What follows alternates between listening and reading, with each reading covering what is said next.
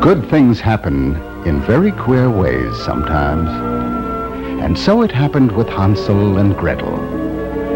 Hansel and Gretel lived with their mother and father many, many years ago in a far-off land on the edge of a large, thick forest. They lived there because their father was a woodcutter, and it was handy for them to live near the big trees. But though he worked very hard cutting wood, there came a time when no one wanted the wood he cut, because no one had enough money to pay for it. Times had become hard. And then, to make matters worse, a famine came upon the land, and many people were starving. The poor woodcutter was no exception. He was scarcely able to provide his family with their daily bread, and this worried him greatly, of course. One evening, after the woodcutter and his wife had tucked their children into their beds and said goodnight to them, they sat down in the next room to talk. They were sure the children were asleep, but actually Hansel and Gretel had slipped out of their beds, tiptoed to the door, and were listening to their parents. They heard their father say, "Wife, what will become of us?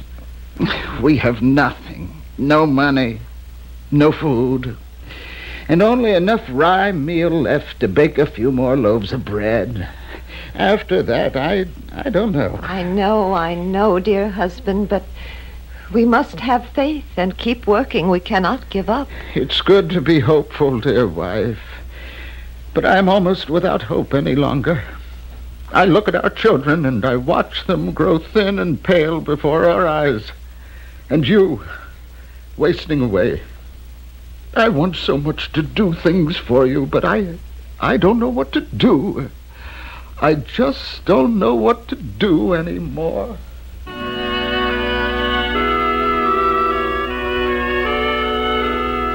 In their bedroom, Hansel and Gretel had heard every word their parents had said, and Gretel began to sob softly. Oh, Hansel, what are we going to do?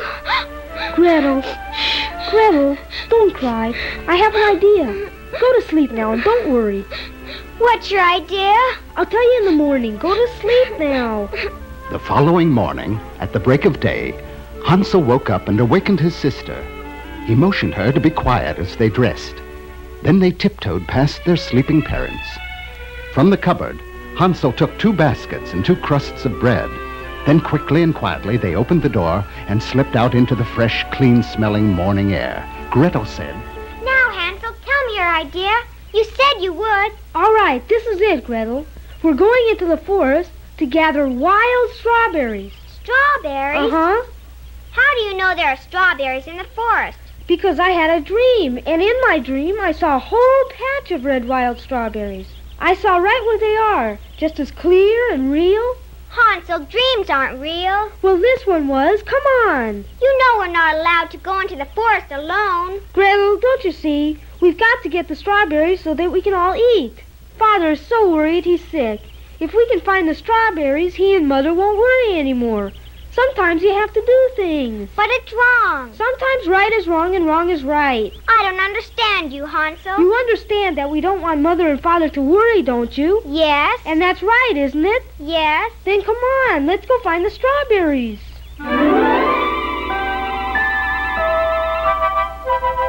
So off into the forest went Hansel and Gretel hand in hand.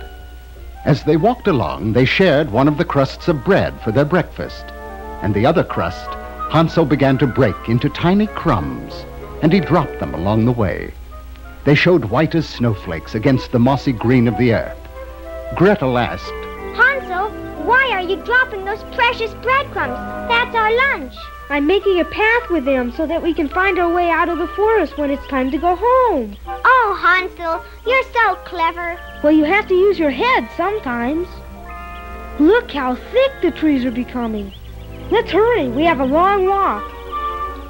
So Hansel and Gretel made their way deep into the dark forest toward the place where Hansel had dreamed the strawberry patch was. And all along the way, Hansel dropped a path of white breadcrumbs.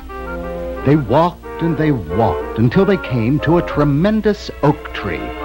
It was as big around as a house, and as they walked around it, they came to a clearing. There, against a background of shiny green leaves, were millions of bright red spots before their eyes. As they moved closer, they saw that every spot was a juicy red strawberry, growing wild and beautiful deep in the great forest. Hansel and Gretel looked in wonder at the sight, and then quickly they fell to their knees and began to gather them, putting them in the baskets they had brought from home. Soon Gretel said, Hansel, I've filled up my basket, my apron, and all my pockets. I have nowhere left to put them. I too have picked all I can carry. We'll have to come again. It's almost sundown, and Mother and Father will be worried. Come on, let's hurry and follow the path of our breadcrumbs home. So Hansel and Gretel started for home, carrying their baskets full of wild strawberries and carefully following the trail of breadcrumbs. They moved quickly through the maze of the forest. It was like jumping from brick to brick on the cobblestone streets in their village. Gretel said, Oh, Hansel, what fun it is to follow the way of the crumbs. Yes, but some of them have blown away. Every now and then I lose the path. Right now I can't see any crumbs at all. Can you, Gretel? Yes, I think so. Over here. Oh, no. It's only a white pebble. Perhaps over there. Do you see any, Hansel? No, these are only sunbeams. They're gone, Gretel. They're all gone. Who could have taken them? Look, Hansel. What? Where? Up there in the sky. Birds! With crumbs in their beaks. They've eaten up all our crumbs. They've eaten up our way home. Hansel, what are we going to do? I think we're pretty close to home anyway, Gretel. Don't worry. I'll get us out of this old forest all right. I got us in here, didn't I? Yes, but the sun is going down, and soon it will be dark. I'm getting scared, Hansel. There's no reason to get scared. Come on, let's sit down for a minute under this tree and think. All we have to do is use our heads.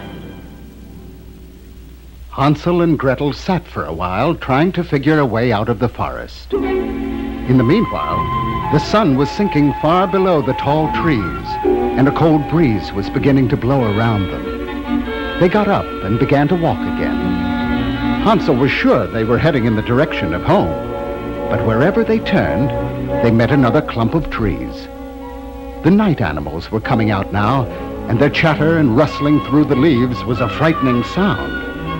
Black loomed the giant pine trees. Ghostly gleamed the little white birches. The children walked very close together, their arms around each other, until finally they were exhausted and could walk no more. They dropped together under a tall sycamore tree and fell fast asleep. By and by, a bird twittered in the trees. The sun came streaking through the leaves. It was morning. The children woke up and ate some of the strawberries for their breakfast, and then they started to walk again, trying to find their way out of the great forest. But even in the daylight, they knew they were fenced in by the trees, and there seemed to be no way out. At noontime, they sat down to rest. All at once, their eyes were caught by the sight of a beautiful bird on the branch of a nearby tree. Hansel said, Look, Gretel, it's a snowbird. How beautiful it is. It's flying around us. It keeps fluttering its wings, as though it wants to speak to us. It is speaking to us. It's telling us to follow it. Come on, let's see where it leads us. The two lost children followed the beautiful bird until they stepped into a little glade. And lo, there it stood before them, the prettiest little house they had ever seen. The bird settled itself on the roof, and the children stood still in amazement. The little house was made all of frosted cake. Its roof was of tarts and cookies, and its windows of transparent sugar. Around it stood a fence of life-sized gingerbread girls and boys. The children couldn't wait to take a taste. They ran to the house, and Hansel helped himself to a cookie from the roof, while Gretel nibbled on a good-sized piece of window pane. She asked, How's your shingle, Hansel? Delicious. How's your window pane? Wonderful. I can't get enough of it. I think I'll have a piece of the candy door now. And I'll have a piece of this chocolate windowsill. Oh, Gretel, did you ever see such a house? And while the hungry children ate away at the house, suddenly they heard a sweet, soft voice come from inside. Eat and nibble, gnaw and munch. Who eats my little house for lunch? What was that, Hansel? Oh, only the breeze, Gretel, blowing through the trees. Hand me one of those window panes. Eat and nibble, gnaw and munch. Who eats my little house for lunch? That wasn't the breeze, Hansel. Look. Indeed, it was not the breeze. The children backed away from the house in fright as they watched the door open, and out of the sugary-puggery cottage came an ugly old witch. Her face was full of wrinkles, and her sharp nose bent all the way down to her hairy chin. She had only 3 teeth, 1 on top and 2 beneath, and they were long and pointed and yellow. But when she spoke, her voice was sweet and soft. She said, Ah, my little darlings. Who brought you here? Now don't run away. Come in and stay with me. I'll take good care of you. You'll have a sweet time, I assure you. Come inside and see what lovely sweetmeats I have for you. Come along, don't be afraid, Sugar Plum and Sugar Dolly. and so the children were lured into the old witch's house. Oh, she fed them very well, pancakes and sugar, syrup and honey, and soon Hansel and Gretel were so greedily stuffing themselves that they forgot all about being on guard against the old witch.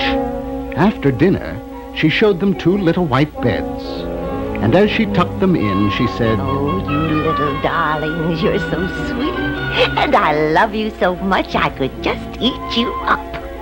and after the children were asleep, the old witch looked at them and said, What juicy little morsels. I mean mortals.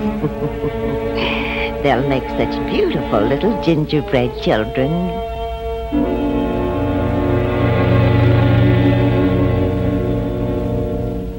Ah, and now you see that this old syrup and honey witch lured children with sweetmeats to her sugar cottage. Then she popped them into the oven and turned them to gingerbread.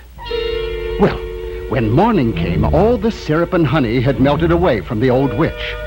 While Hansel was still sleeping, she grabbed him right out of bed with one bony hand and carried him wriggling and squirming to a chicken coop behind her house, and there she locked him up and left him while Hansel was shrieking, Let me out! Let me out! But the old witch paid no heed. She went back into the sleeping Gretel and shook her awake. You get up, little lazy bones. Get up at once. Come along. Now you go and fetch some water, and we'll cook some nice food for your brother. We're going to fatten him up so that I can have a nice, fat little gingerbread man. Hansel? A gingerbread man? Yes, indeed. Oh, where is he? Hansel, where are you? You come back here and do as I say. Come back here, or you'll be a gingerbread girl before you can say Philip and Doobly. Well, Gretel had no choice but to do as the old witch commanded. Every day she cooked large meals for Hansel to fatten him up. And every day the old witch would go to the chicken coop and say, Put your finger out so that I can see how fat you are. But as you know, Hansel was clever, and instead of poking out his finger, he put out an old dried-up bone. And the old witch, whose eyes were not very good, felt the bone and said, No, you're still too thin and too bony. We'll have to fatten you up some more. Girl, fetch some water and get some supper cooking for your brother. And so this went on for many, many days, until the old witch was tired of waiting for Hansel to grow fat, and one morning she said to Gretel, Girl, come in here and set the table. Lay out on the cloth my little plate and my little knife and my little napkin to wipe my little mouth. And do it all quickly. I'm going to have a thin but delicious gingerbread boy for my breakfast. Gretel did as she was told. Then the old witch ordered her to start the oven. And when the fire was just right, she turned to Gretel and said, Little sweetie pie, Creep into the oven and see if it's properly heated. If it is, then we'll put in our dough. Gretel suddenly realized that the old witch planned to have a gingerbread girl as well as a boy for her breakfast, and she didn't know what to do. At that very moment, a beautiful white snowbird fluttered onto the windowsill and began to sing. He seemed to be saying, Beware, take care, take care. Gretel hesitated for a moment, and then she said, I really don't know how to get into the oven. Oh, my dear little sugar dolly, just crawl in. The opening's big enough, well, I could even do it myself. Please show me. Well, you just poke your head in like this, Then quick as lightning, Gretel gave the old witch a shove and sent her head first sprawling into the oven. Then Gretel banged the door and bolted it and ran off to the chicken coop behind the house. In a twinkling, she set Hansel free, and then as they took each other's hands and began to run away from the cottage, suddenly they looked at the gingerbread fence around the house, and they saw those gingerbread children begin to turn pink and rosy and yawn and stretch themselves, moving their arms and legs. They had all become real children again, set free from the old witch's charms when Gretel popped her into the oven. Joyously, they all thronged around Hansel and Gretel, and then they all went into the house to peep into the oven and see what had become of their enemy. And there, lo and behold, was no witch at all, but just a huge ginger cake. But the children had no desire to eat any more sweets, so they ran out of the house. As they came out, they saw their good white bird fluttering over them, and with him this time, a whole flock of birds, hundreds of them. And then a wondrous thing happened. As all the children watched, the birds swooped down to a nest behind the chimney of the house, a nest full of pearls and rubies and precious gems. And each bird picked up a gem in its beak, swooped down to the children, and dropped them into the hands of the boys and the outstretched aprons of the girls.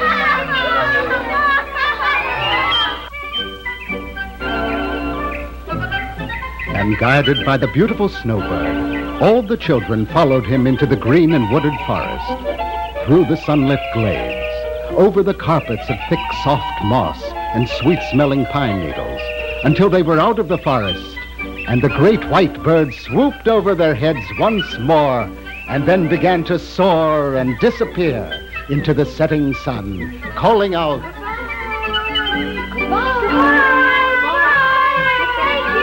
and the children waved their goodbyes to their faithful guide, and now all of them ran in separate directions to their homes. Hansel and Gretel walked along, hand in hand. The trees and fields began to look more and more familiar now, and as they came out of a field of high grass, the oh-so-welcome sight of their father's cottage came into view, and they raced the rest of the way and burst into the house. Their father and mother took them in their arms and covered them with kisses. Oh, Hansel, Gretel, where have you been? We gave you Oh, up. my darlings, we've been so worried. Well, it's rather a long story, Father, but we got lost in the forest. The forest? We went to get strawberries. Strawberries? So you wouldn't worry. And we'd all have something to eat. Oh, my poor babies. But we found something better, Mother. Look at all this treasure. We shall never be hungry again. And Hansel emptied his pockets, and Gretel poured a shower of gems from her apron onto the table, while their mother and father looked in amazement. How beautiful. How wonderful. But it's even more beautiful and more wonderful to have you home. You are our most precious jewel. How did you ever get out of the forest, Hansel and Gretel? Oh, just by using our heads, Father. That's all. That's all.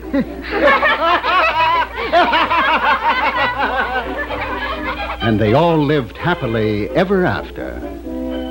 Wouldn't you?